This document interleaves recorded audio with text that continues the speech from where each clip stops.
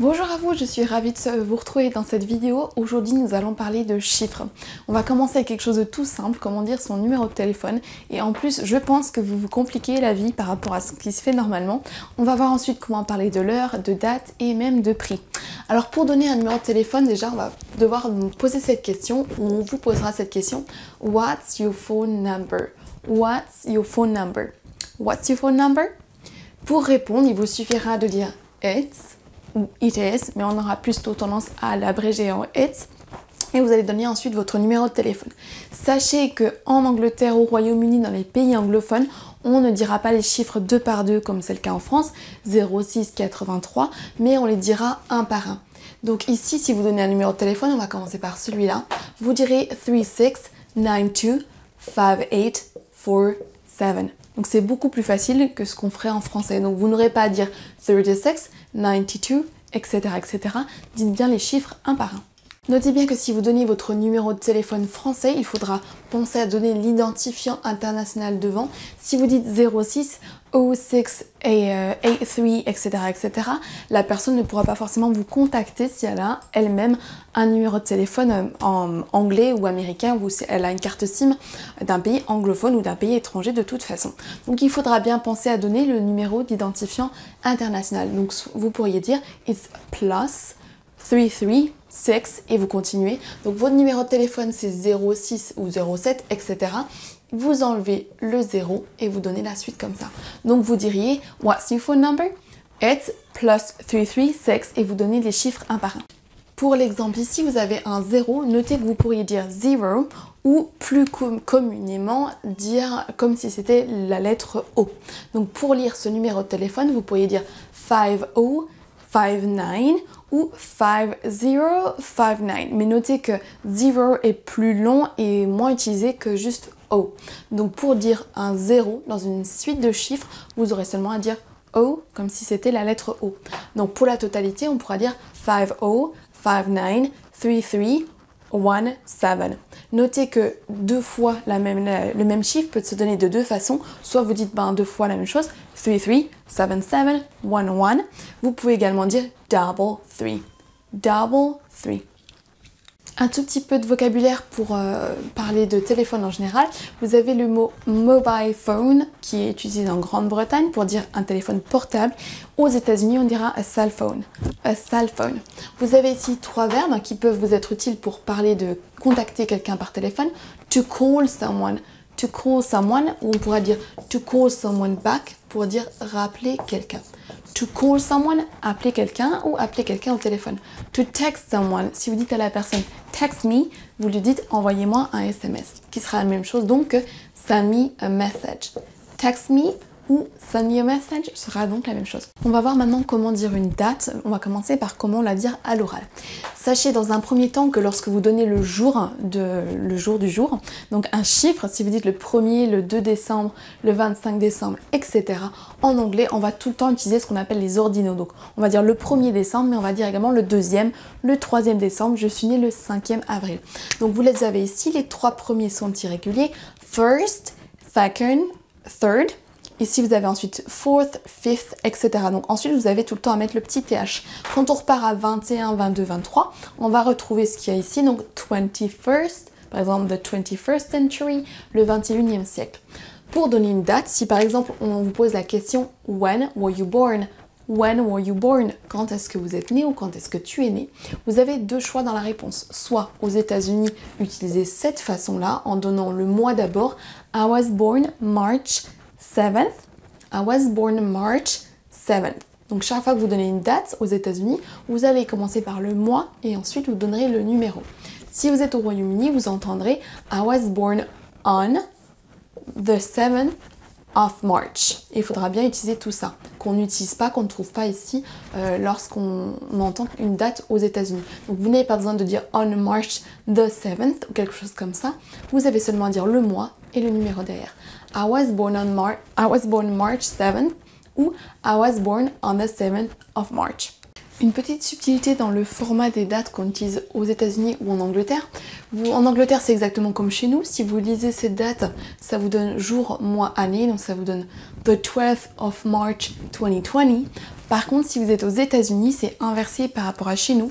Vous avez le mois d'abord, ensuite le jour et ensuite l'année. Donc si vous lisez cette date, ça vous donne December 3rd, 2020.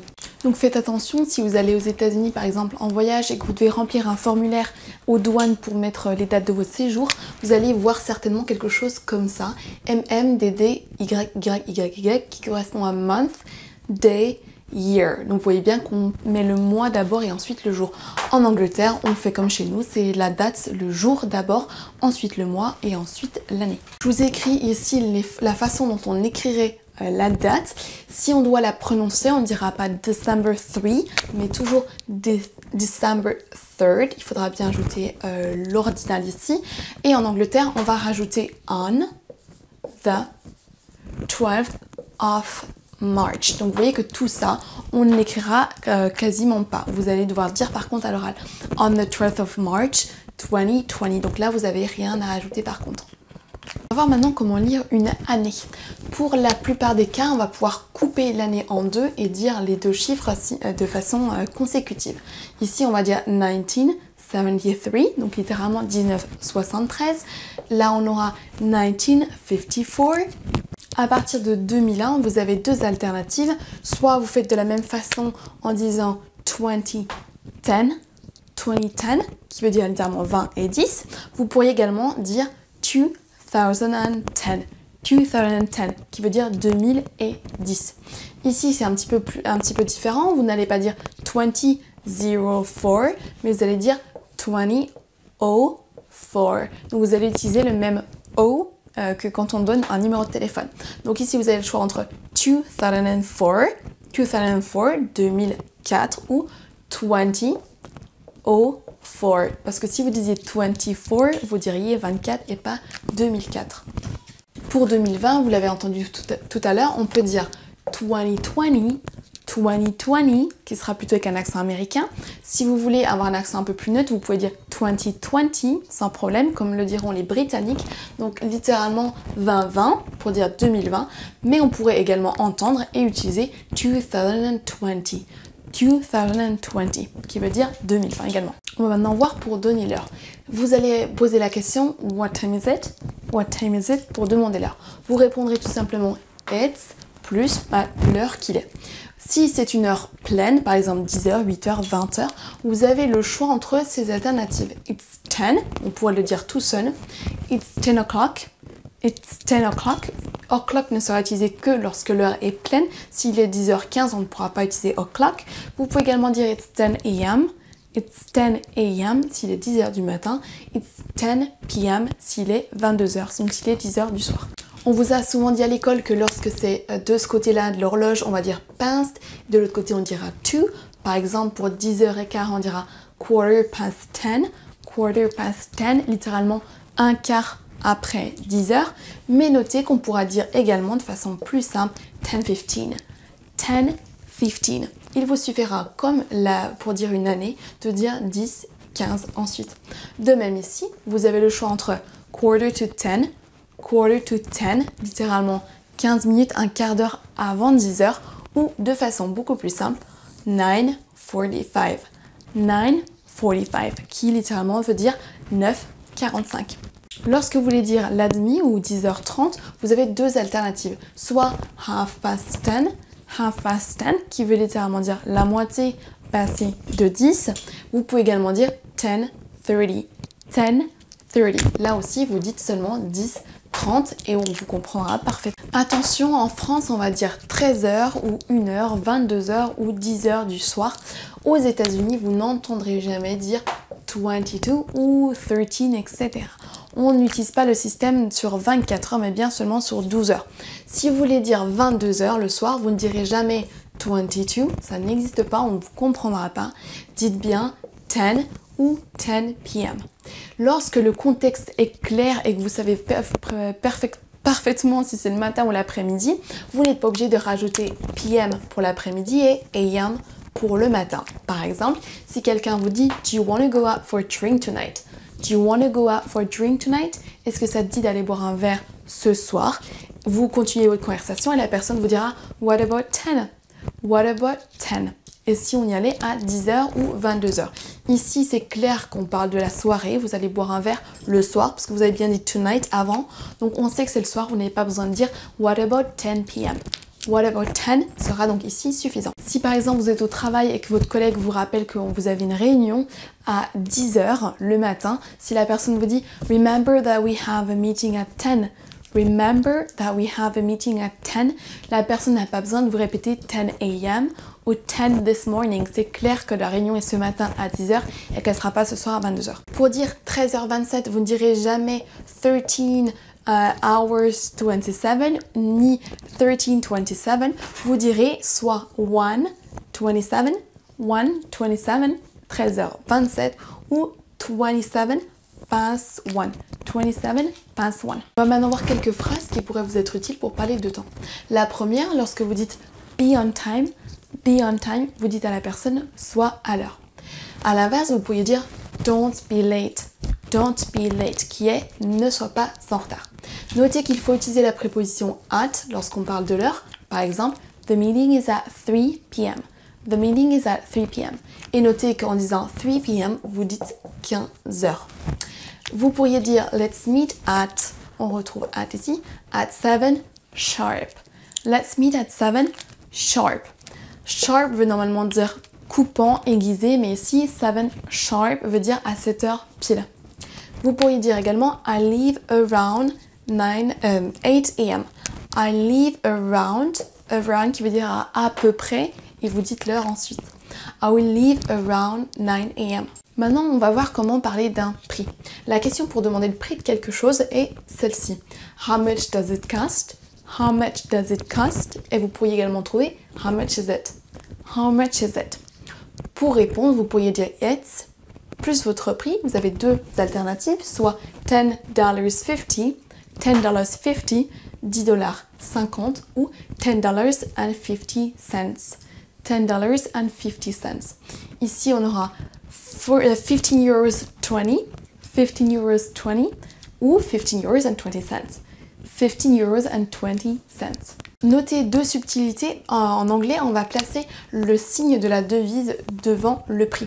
Donc si vous avez une étiquette dans un magasin, vous verrez le signe dollar devant et pas derrière comme c'est le cas en français. Notez également que la virgule et le point ne sont pas utilisés de la même façon en France qu'aux États-Unis ou en Angleterre. Lorsque vous avez une virgule, comme dans ce prix qui correspond à 10 000 $, en France, on ne mettra rien. Ce sera 10 000 sans rien du tout ici entre les trois premiers chiffres et les deux suivants. Ce prix-là correspond aux États-Unis à 10 dollars, alors qu'en France, on aura une virgule là où ici vous avez un point. Donc notez qu'en France et aux États-Unis et en Angleterre, on n'a pas la même utilisation de la virgule et du point, que ça peut complètement changer le prix ou le chiffre que vous devez dire. Voilà toutes les subtilités par rapport aux chiffres que vous devez retenir aujourd'hui. Lorsque vous donnez un numéro de téléphone, ça marche aussi pour un numéro votre numéro de vol, ça marche aussi pour un numéro de chambre, toute une série de chiffres, un numéro de carte bleue si vous voulez le donner. Ce sera pas, on ne dira pas 7014, mais on dira bien XT7014. Retenez bien qu'on dira O la plupart du temps à la place de 0. Pour le numéro de chambre ici, vous aurez 301. Retenez également qu'aux États-Unis, on va donner le mois d'abord, ensuite le jour et ensuite l'année dans un formulaire par exemple. Vous devez bien vous souvenir que pour donner une date, on ne dira pas le 4 juillet, mais on dira bien le 4e juillet, donc the 4th of July. Pour les dates à partir des années 2000, on a le choix entre 2020 ou 2020, en coupant ici en deux votre année. Pour dire les heures, attention, on n'a pas le système sur 24 heures. Dans les pays anglophones, on ne dira pas 22 hours ou 22 o'clock, mais dites bien 10 p.m. Notez malgré tout que pour éviter la confusion entre 10h du matin, 10h de l'après-midi, dans les gares et les aéroports, on verra le système sur 24 heures écrit, mais on ne dira jamais 22h. Donc si vous avez un vol à 10h, vous verrez ça. Si par contre votre vol est à 22h, vous verrez 22.00. Notez que vous ne verrez jamais le petit H comme nous, 10 hours, 10 heures comme ça n'existe pas. Vous le verrez écrit avec deux petits points pour séparer 10 des minutes, des heures des minutes.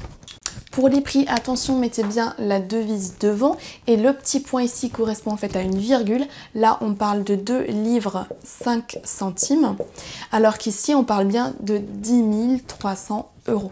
Donc en France, vous n'aurez rien du tout, 10 300, on l'écrira comme ça. Vous n'avez rien, alors qu'en Angleterre, aux États-Unis, on va mettre une petite virgule pour séparer les deux chiffres. Pour pratiquer, je vous propose d'essayer de vous entraîner à donner votre numéro de téléphone à l'oral, de donner votre date de naissance et de regarder votre montre et de regarder l'heure qu'il est actuellement.